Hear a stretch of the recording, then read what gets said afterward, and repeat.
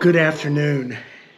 Welcome here to, I am the Hermit of Loch Eyre, aka Mike Jones. Today is going to be just a little introduction about what my plans are with this YouTube channel. I have to show you, I know my introduction, I hopefully captured a walk up from the Lake Eyre, but I'm going to show you what I'm looking at. It's a gorgeous day here on an island in Puget Sound. I'm a lucky man that I am a hermit, a medically assigned hermit from having a cancer in my immune system 5 years ago. I spent a few years where I only left my little abode here to go to medical appointments I had no choice in the COVID pandemic, and even before the pandemic, because I'd had a bone marrow transplant. So that's how I inadvertently became a hermit, and I am a hermit still, not as much as it was before. But the purpose of this channel, as I've put in the title, is post-Christian. And I mean that in a couple of ways, and I'm going to try to explain. In philosophy, I really like philosophy because it is clean when you talk about simple principles. When you get into theology, religion, it becomes very complex. Lots of culture, lots of, over the centuries, fighting about doctrines and dogmas. And you can put all that aside and think in very simple terms. And I do use a lot of philosophical terms. And a layman's connection with philosophy, not as a scholar. But in philosophy, we talk about universals and particulars. Well, when I'm talking about post-Christian, what I mean in that concept, that word Christian, is Christian culture. And I'll try to make that clear as I go along. But post-Christian, I see on two levels. The universal level, we are in the West, in America now, living in a post-Christian culture. It's been coming for a long time. Church, if you look at surveys, church attendance in America, meaning 1 day a month or more of attending a church or chapel or synagogue in America, reached its peak about the year I graduated from high school in 1973 or 4.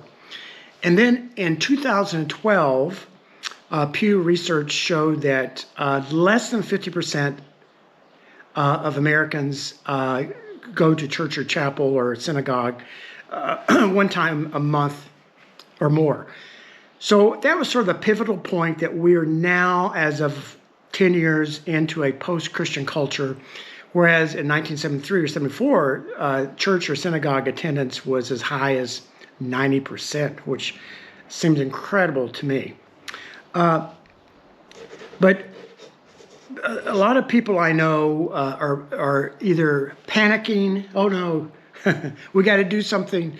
And there's two approaches to this being post-Christian. One are the conservative Christian people who I think want to try to deal with this issue with power, getting into politics, trying to rule the country from the top, implementing Christian laws onto everyone, in the same way that my Muslim friends do with Sharia law.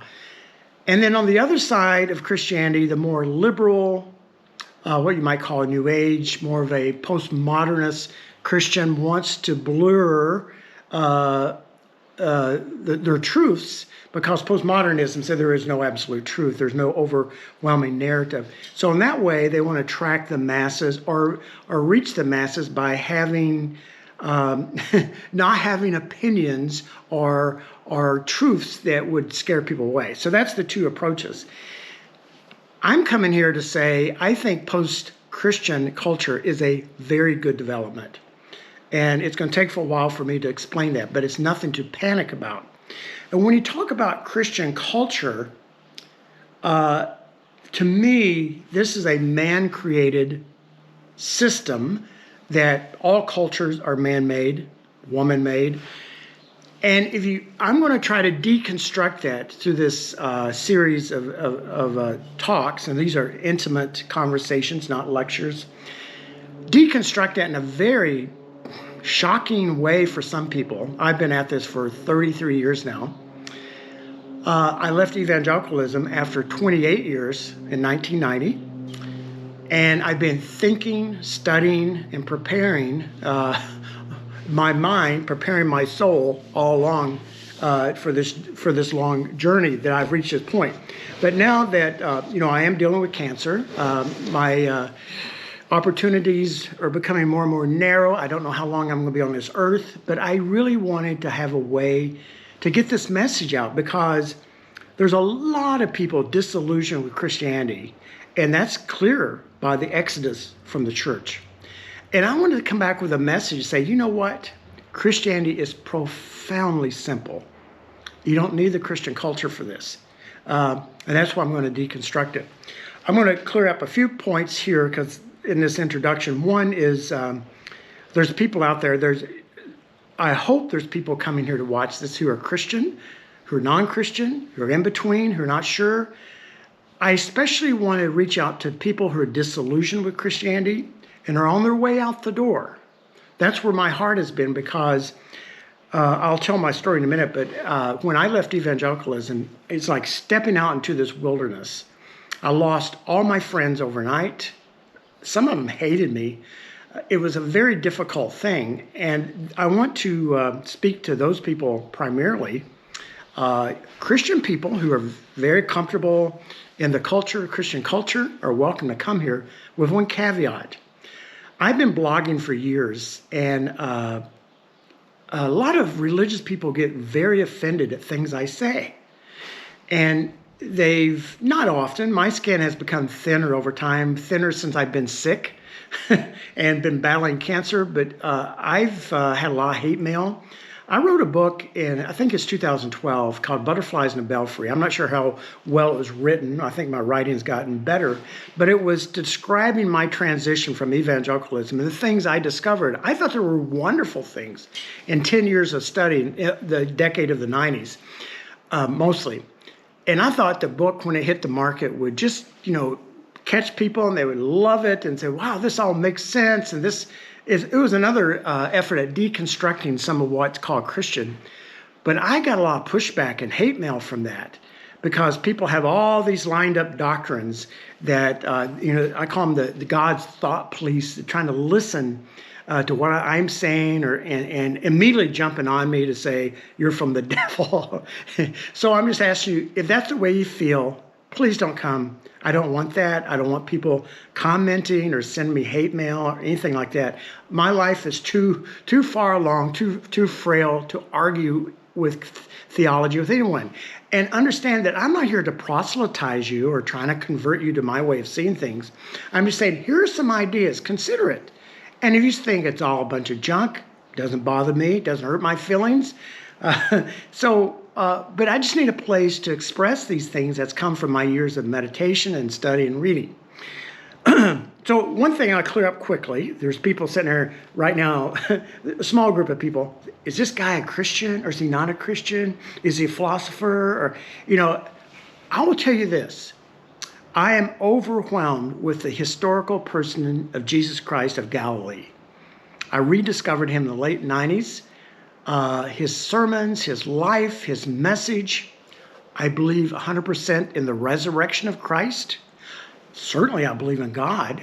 I believe that Jesus Christ is the Messiah, the one and only Messiah that's ever been. Okay, if that doesn't clear it up, I've been baptized, I've been members of churches. I don't know what else you want as proof of who I am. Now, if I haven't said enough, or as I get into this, there's going to be some people say, well, he can't be a Christian then if he says that. I'm going to contradict Christian culture a lot. But what I just said about the essence of my faith is all there is. You look at verses in the Bible like, I forgot the reference now. What does the Lord require of you but to do justice, love kindness, and walk humbly with God? It's profoundly simple. But humanity for 2,000 years has made it very, very complex. And that's what I hope to deconstruct. So now, in just ending here, I'm going to have, 4, 5, 6, 7, 8, who knows how many conversations, and try to tackle one part of this post-Christian post that Christian culture leaving and how we survive as Christians in the post-Christian world. I think it's going to be lovely because I think it's going to boil down to what the essence is of Christianity, just like I just shared what my faith is. So a little bit about myself to give you a context of what I bring to the table. And I'll say right up front, the number one thing I bring to the table is honesty, transparency, candor. I'm not a theologian. I'm not a philosopher. I will talk about sociology, psychology, a lot of science, all those things, but I'm not an expert in any of them. Somebody called me a Renaissance man. Well, I'm not an artist. I don't paint. I write books, fictional books, but I think that's a little too far to say that. But I do have a broad interest, and I'm going to tell you how I got where I'm at. I was born in Northeast Tennessee, in the heart of the Bible Belt in 1955. In my upbringing, everyone basically went to church. There's probably a few families in our small town that didn't go to church. But as a young child, I noticed how pretentious religion was. We had 6 sins to avoid. Well, 6 things. 1 is go to church every Sunday. 2, don't smoke. 3, don't drink alcohol, not a drop. 4, don't play with gambling cards. 5, short hair for men, and no premarital sex. That was the bulk. It seemed like there's another one I'm missing. And that was what God wanted of you. But you go to church, and our church, we had I'm saying it's very pretentious. We had a pastor who looked a little bit like Elvis, drove Cadillacs. His wife wore minks, and she showed as much bosom as you would see on the red carpet on Oscar night. And the fact that you're not supposed to drink alcohol, my mom would stand at the front of the church handing out breath mints to alcoholics who were coming in the door because they still had alcohol in their breath. They probably got up and drank that morning before church, so she's trying to cover that up. And this is the culture I'm talking about. And one of the more disturbing parts of that culture, the right-hand man to the pastor, he was sort of assistant pastor. This man, Jack, I shouldn't be laughing about this, and it's not funny, but he was put up to us kids as us men, boys. I'm talking about like middle school, high school age, that he was the epitome that we should look up to being a good Christian man. He had short hair. He was like in his 30s, short hair. He wore ties almost all the time, sports jacket. Never said a swear word in his life. He may have said shoot. And that's it. Certainly didn't smoke, didn't drink alcohol, didn't play with poker cards, led all the Sunday schools, led the music. I don't know if he ever preached, but he was the pastor's right-hand man. And he had just one small vice, and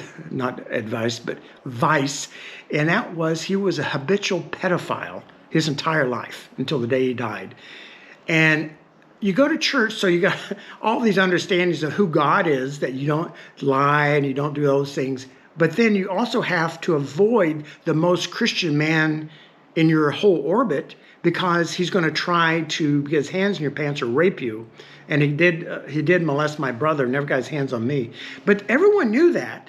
And everyone also knew that the pastor had a mistress, and my mother helped cover her tracks to hide her from his mink-wearing, bosom-showing wife.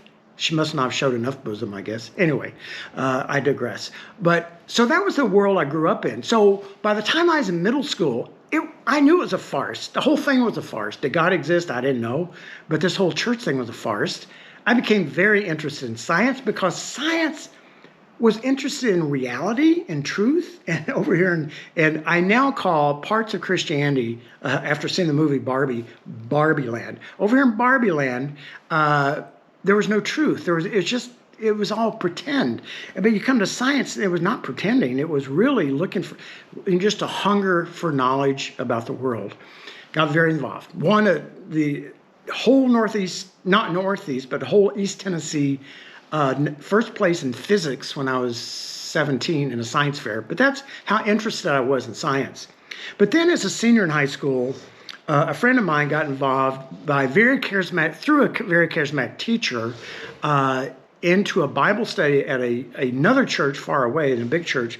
And that Bible study has been led by a group called the Navigators, and this teacher was involved in Navigators. Now, I'm going to talk about the Navigators a little bit, but I have no clue who they are today. I will say, in my experience with them, and I was involved with the Navigators for 28 years, including going on staff, becoming a missionary to Muslims in the Middle East, that we had pockets of cult-like behavior. I wouldn't call them a cult. And some of my Navigator friends are astonished and angry when I say that. Well, I'll let you decide. I was in a training program with the Navigators, a very intense training program for 5 years. We really weren't allowed to date. They wouldn't say that, but if we dated, we'd be kicked out. For 8 years, I never dated a girl. 26 years old, I had to ask permission from the leader to go visit my parents out of town. And he would say no sometimes, and I couldn't do it. Now, if somebody said, well, he didn't lock you up. Well, no. But if you went, he would reduce you down the totem pole of seniority of disciples because of your lack of commitment, they would call it.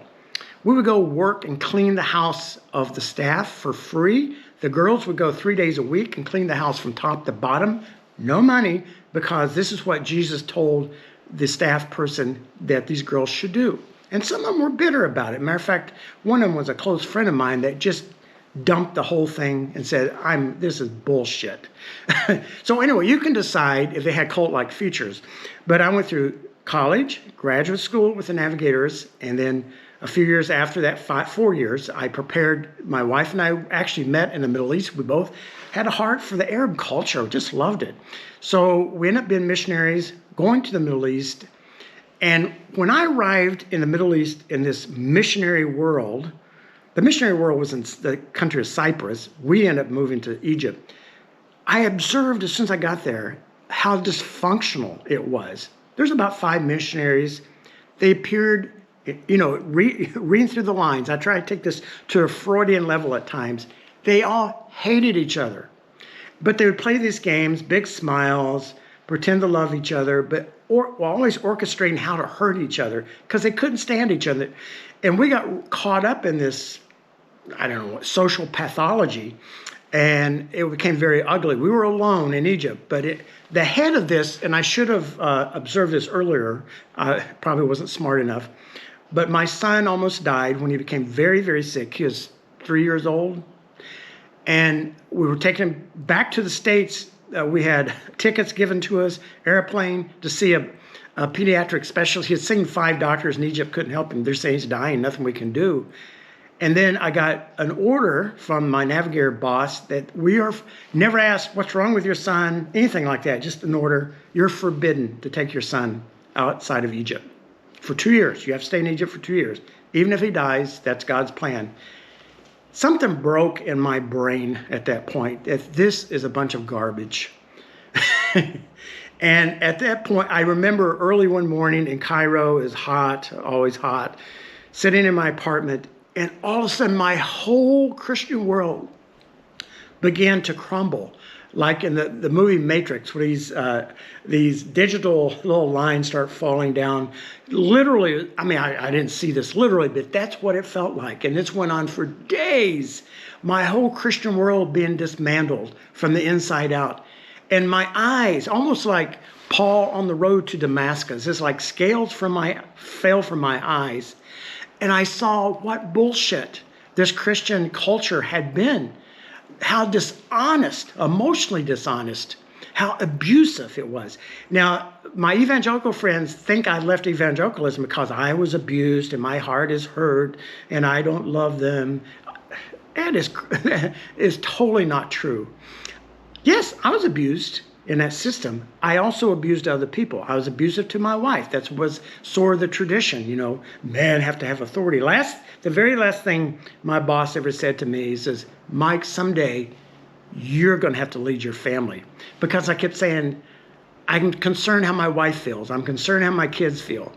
And that didn't jive. But anyway, I was not abused, and I did not have this break with evangelicalism because I have some axe to grind. So I want to clear that up. When I say negative things about the Christian culture, I don't say negative things about God or Christ. I say negative things about the human designed and created culture, which is extraneous. And at this time, when we're becoming a post-Christian country and civilization in the West, I think it's a good opportunity to deconstruct and look for the very simple things, the simple things in Christianity. So that's what this is going to be about. So anyway, I left evangelicalism in 1990. I prayed a prayer to God that night, and I said, God, I don't know if you're even there anymore, but I know one thing. I'm going to seek truth, and not religious truth or political truth. I'm talking about practical truth, that which is consistent with reality. That's it. Because if there is a creator, someone who created this cosmos, they're not going to live in some little sideshow at a circus with these curved mirrors and smoke and hand trick, card tricks, sleight of the hand. The creator of the cosmos is going to live squarely in reality, because reality is God's habitat. That's what you need to remember. Reality is God's habitat. So when you play games like this group was, of trying to hurt each other, and it's too complicated to explain here, but it was clear. I'm not making this up. And you could see the hate in their eyes towards they're just very competitive, basically what it was. Very competitive, hating each other and trying to orchestrate the failure of your co-missionary. Not me. They didn't do that to me, but they did it because I wasn't in Cyprus very much where this was occurring. That's not reality. And that's why I call it Barbie land. If you haven't seen the movie, I didn't like the movie. Too many stereotypes in my opinion. But it did picture this fake world I'm talking about. I left evangelicalism. I went to agnosticism. I started studying intensely. History, philosophy, mathematics, science, the Bible, with this intense hunger to find God again. And then I went into agnosticism, and sometime I might tell the story of how I went into atheism. I'd been an atheist in high school, really a practical atheist. And then I went into atheism again and rediscovered the historical Christ, not the religious Christ. And for the last 33 years, I've been in this post-evangelical epoch of my life. And I've been blogging about this and writing about this, wrote my book. I'm not promoting that book. I'm not sure if it's even well written, Butterflies in a Belfry, that describes his journey. And I've been blogging about it for a long time. And then I'm going to end with this story. I finally thought I'd said enough in blogging to the post-evangelical, to those leaving the church, that I decided to turn my blog into one about fictional writing, just a hobby of mine. I really like fiction, and I've written 4, 5, 6, I can't remember, books, fictional books. And I want to devote my time to that. And then all of a sudden in 2018, at the end of the year, around Christmas, I became very, very sick, ended up in ICU, near death. Extreme renal failure. If you're in healthcare, GFR should be 60 or above. Mine was 4, and it had probably been 4 for a long time because I had a lot of health problems. I'm a medical provider myself, and maybe it was a denial, but I was so sick the doctors didn't think they could save my life. I was near death. I quickly got on, not only had to do dialysis every other day, but I had a big catheter in my chest going to my vena cava for that. But I started this intensive chemotherapy line, got a bone marrow transplant, which was horrendous. And then had a graft versus host reaction to that, which was horrendous, intense suffering beyond what I thought a human could bear. I begged God every day, help save me from this, or please end my life. It was unbearable. And recently I had someone challenge that to say that Christians don't suffer unless they want to. I don't know where that came from. Another part of that culture that I don't agree with. So after the bone marrow transplant and having cancer, multiple myeloma of the immune system, I had medical orders to stay home during the COVID pandemic, and I did, except for medical appointments, and that's how I became a hermit. So stay with me. Subscribe to this channel if it's interesting. It's going to be low-key, conversational. But I want the freedom here to share with you the observations I made as I go through and start deconstructing all these things that you will think are essentials, but they're not. They're extraneous, human source. All right, you have a good day. Thanks so much for coming.